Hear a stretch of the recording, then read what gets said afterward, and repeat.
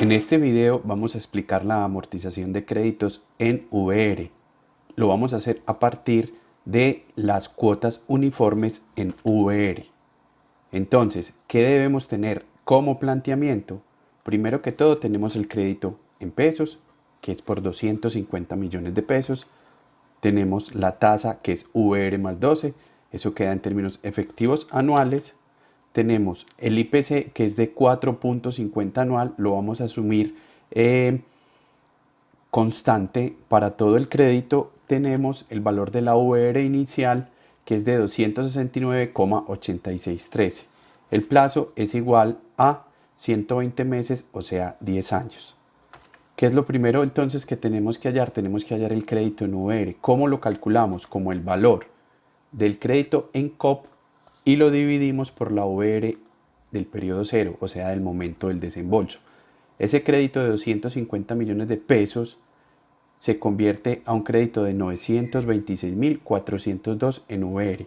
Ahora procedemos a hacer la conversión de las tasas para dejarla en los términos efectivos del crédito, de cómo vamos a amortizar el crédito.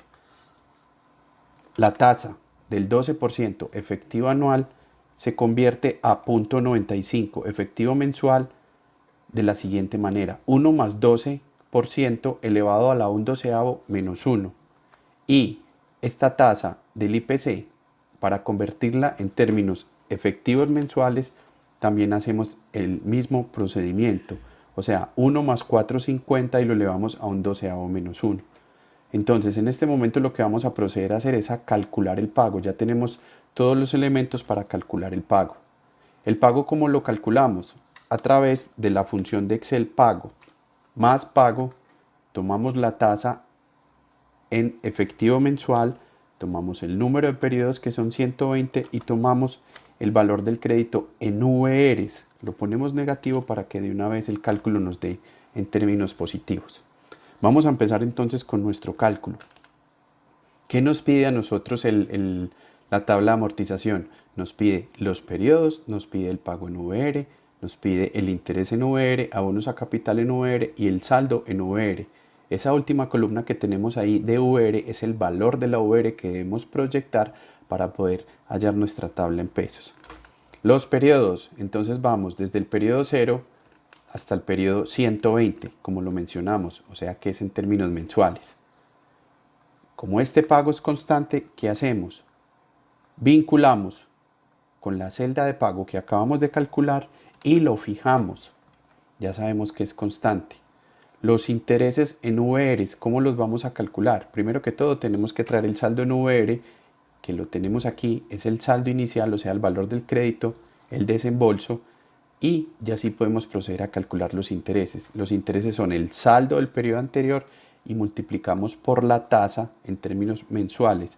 Fijamos esa tasa porque vamos a seguir bajando con la misma tasa que es constante a lo largo de todos los periodos. El abono entonces, ¿cómo se debe calcular? El abono es la diferencia del pago con los intereses. En este caso tenemos que 12.965 contiene 8.790 de intereses y 4.174 de abono a capital. Aquí se ve claramente que la mayor parte de la cuota del pago uniforme se va a pagar intereses. ¿Cómo calculamos entonces el saldo del siguiente periodo? En este caso el periodo 1 es el saldo anterior, le sumamos los intereses y le restamos el pago en VR.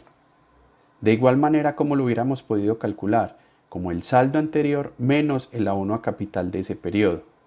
Revisamos que si tenga fijada las celdas que vamos a utilizar. En este caso está fijado el pago, está fijado la tasa de interés, y aquí no debemos fijar nada porque este sí es relativo, tiene una referencia relativa, o sea que cada vez va bajando, cada periodo debe bajar, y el saldo tampoco debe tener nada fijado. Entonces, como ya lo tenemos perfectamente formulado, señalamos y con esta crucecita delgada en la parte inferior derecha damos doble clic y se nos va hasta el fondo. ¿Qué nos debemos encontrar en el fondo? Que aquí el saldo al final de los 120 meses debe ser cero. Listo. Si nosotros sumamos la columna de abonos a capital, nos tiene que dar lo mismo, 926.402, que fue igual al valor desembolsado. Ahora entonces nos vamos a proyectar la VR.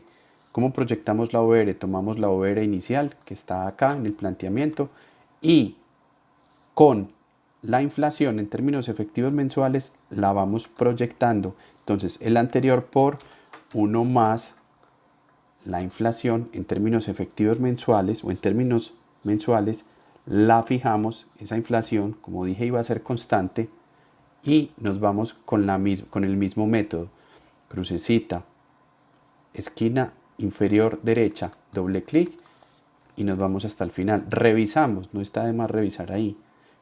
Con F2 nos damos cuenta que es el periodo anterior o la VR del periodo anterior por 1 más la inflación. Entonces vamos hacia arriba. Ahora vamos a hacer la conversión en pesos. ¿Cuáles son entonces los campos que debemos completar? Debemos completar nuestro pago en pesos, los intereses totales, en este caso que se dividen en intereses en pesos, inflación en pesos e intereses de la inflación. Luego el abono a capital y luego el saldo en pesos. Procedemos entonces a entender en qué se dividen esos total de intereses. Lo primero que vamos a calcular es el interés en pesos, interés en COP, que sería el saldo del periodo anterior. Si estamos parados en el periodo 1, calculando el periodo 1 sería el saldo del periodo 0 por la tasa que tenemos aquí, o sea, ese punto 95. Entonces lo primero que debemos hacer es tomar el saldo o calcular el saldo en COP.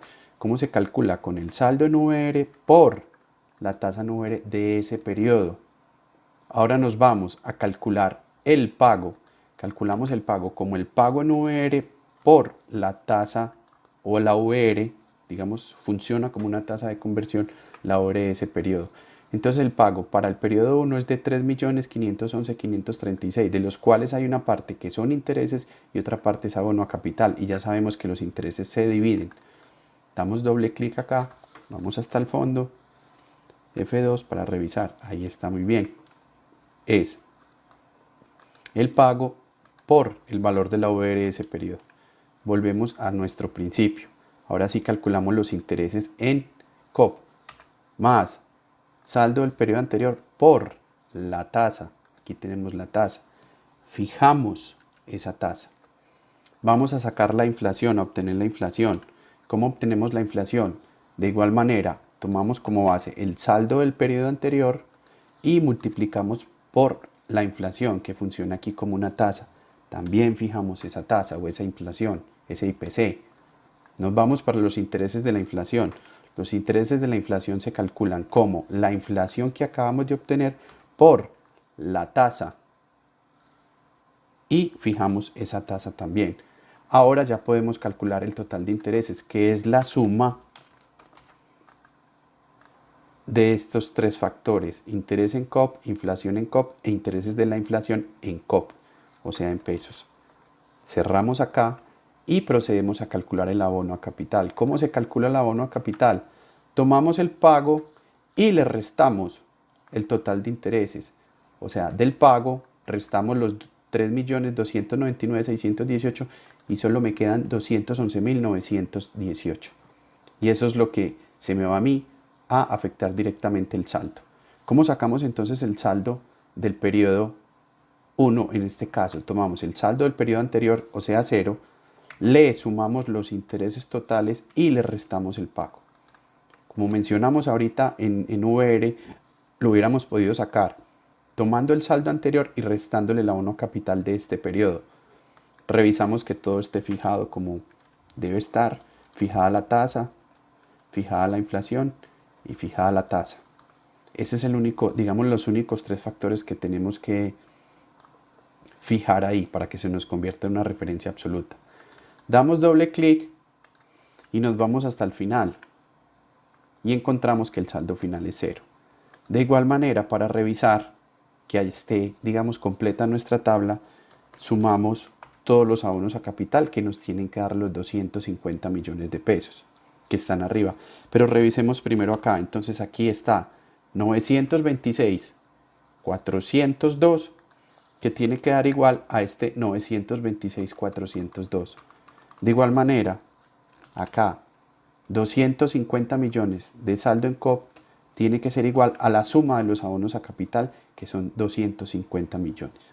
Entonces, hasta este momento acabamos de completar nuestra tabla de amortización utilizando pagos uniformes en VRs.